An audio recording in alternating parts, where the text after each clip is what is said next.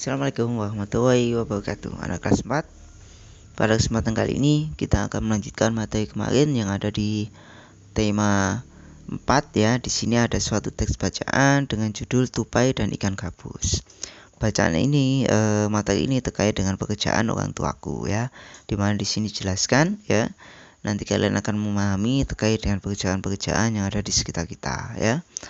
Lalu di sini adalah dijelaskan ada seorang anak yang pekerjaan orang tuanya yaitu sebagai pendongeng, di mana pendongeng ini adalah orang yang menyampaikan dongeng kepada orang lain ya. Di sini ada suatu dongeng dengan judul Tupai dan Ikan Gabus ya.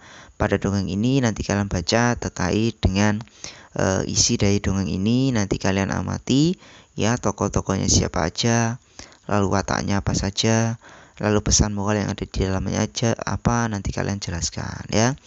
Nanti berdasarkan itu nanti kalian bisa melengkapi peta pikiran yang ada di bawahnya ya. Jadi nanti kalian sebutkan judulnya, tokohnya, sifat tokohnya, tempat kejadiannya, awal ceritanya semacam apa, akhirnya semacam apa, dan paling akhir yaitu menunjukkan pesan moral yang ada di dalamnya apa ya. Jadi ini adalah peta pikiran terkait dengan suatu dongeng yang ada di buku teks kalian. Selanjutnya di sini perhatikan, kalian akan mengamati suatu teks bacaan terkait dengan suatu pekerjaan ya.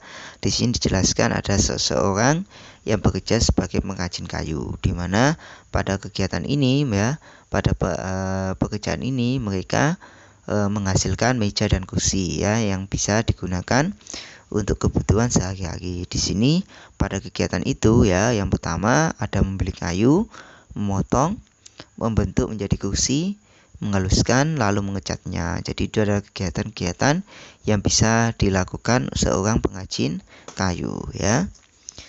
Nah, berdasarkan teks bacaan itu nanti kalian jelaskan ya terkait dengan pekerjaan yang dilakukan Ayah Beni sebagai seorang pengrajin kayu ya. Nanti kalian sebutkan ya jenis pekerjaannya apa saja, lalu kalian jelaskan apakah pekerjaan itu termasuk menghasilkan jasa atau menghasilkan barang ya. Jadi nanti kalian sebutkan berdasarkan teks bacaan tersebut.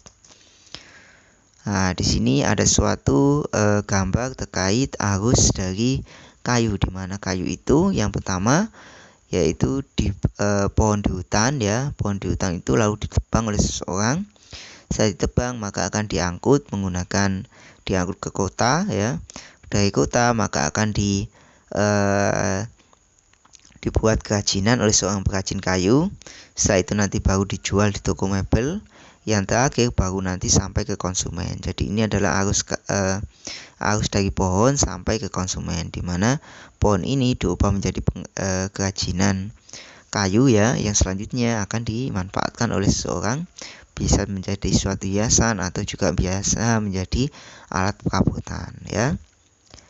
Selanjutnya di sini terkait dengan bagaimana perkembangan hutan yang ada di Indonesia ya, terutama di Pulau Kalimantan.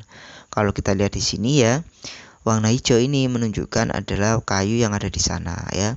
Kalau kita lihat amati di sini maka jumlah kayu ya mengalami penurunan dari tahun 1950 sampai yang paling akhir di tahun 2020 itu jumlah kayu mengalami penurunannya sangat banyak ya. Dari sini kita lihat bahwa semakin perkembangan suatu wilayah ternyata menyebabkan banyaknya pepohonan yang ditebang untuk kebutuhan manusia ya. Jadi semakin lama jumlah kayunya semakin menurun, dan ini tentunya berpengaruh terhadap keseimbangan alam yang ada di sana ya. Jadi populasi manusia yang semakin banyak ternyata menyebabkan jumlah kayu yang ada di wilayah tersebut semakin berkurang ya. Berdasarkan gambar ini nanti kalian sebutkan ya bagaimana perkembangannya dengan cara menaksirkan kira-kira hal-hal apa saja yang terjadi selama 1950 sampai 2020 sehingga jumlah kayu semakin menurun ya.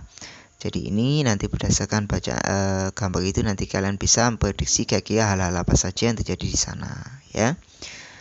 Selanjutnya berdasarkan bacaan itu, berdasarkan gambar itu nanti kalian bisa menjawab beberapa soal terkait dengan perkembangan pohon yang ada di Pulau Kalimantan ya. Jadi apakah semakin banyak, apakah semakin menurun ya. Kira-kira nanti kalian juga bisa memperkirakan kira-kira penyebab menurunnya apa. Apakah karena kebakaran hutan ataukah karena penebangan dari manusia, ya. Selanjutnya di sini ada teks bacaan dengan judul Sikap Gotong Royong di Kampung Nelayan. Dari bacaan ini nanti kalian bisa amati ya bahwa di sana yaitu ada suatu kegiatan ya terkait dengan gotong royong yang dilakukan di kampung nelayan. Di mana di sini ada namanya Pak Eko di situ tinggal di suatu kampung dekat pantai ya. Ia dan warga desa yang lain bekerja sebagai nelayan tradisional ya. Artinya di sini mereka masih menggunakan alat-alat tradisional dalam melakukan kegiatan penangkapan ikan ya. Dari sini mereka dijelaskan bahwa mereka ketika menangkap ikan dilaksanakan secara berkelompok ya dengan cara gotong royong ya, di mana kelompoknya itu jumlahnya itu rata-rata berjumlah 7 orang ya. Jadi dari hasil penangkapan secara berkelompok itu nantinya akan dibagi kepada orang-orang tersebut ya. Jadi itu adalah salah satu contoh terkait gotong royong yang ada di kampung nelayan. Berdasarkan teks bacaan itu nanti kalian bisa menjawab soal yang ada di bawahnya terkait kegiatan gotong royong yang dilakukan oleh Pak Eko dengan teman-temannya ya, dengan cara menangkap ikan di laut dengan cara bekerjasama dalam proses penarikan jaring yang ada di sana. Selanjutnya di sini kalian akan menghitung terkait dengan luas dari segitiga. Sebelumnya nanti kalian akan mengamati terkait dengan sila ketiga Pancasila, di mana sila ketiga Pancasila ini dilambangkan dengan pohon beringin, di mana pohon beringin ini menunjukkan adalah persatuan ya, di mana mereka saling melindungi ya. Nah, untuk yang ini yaitu kita akan menghitung yaitu luas dari segitiga ya. Di sini ada dua macam segitiga. Yang pertama segitiga dengan panjang sisi panjang alas 3 meter dan tinggi 4 meter. Satunya yaitu segitiga dengan alas 2 meter dan tinggi 3 meter. Untuk menghitung dari luas segitiga ini maka kalian amati. Untuk menghitung luas segitiga maka digunakan formula atau rumus L sama dengan setengah atau 1/2 kali alas kali tinggi. Alas adalah bagian bawah, sedangkan tinggi adalah bagian yang atas macam ini ya.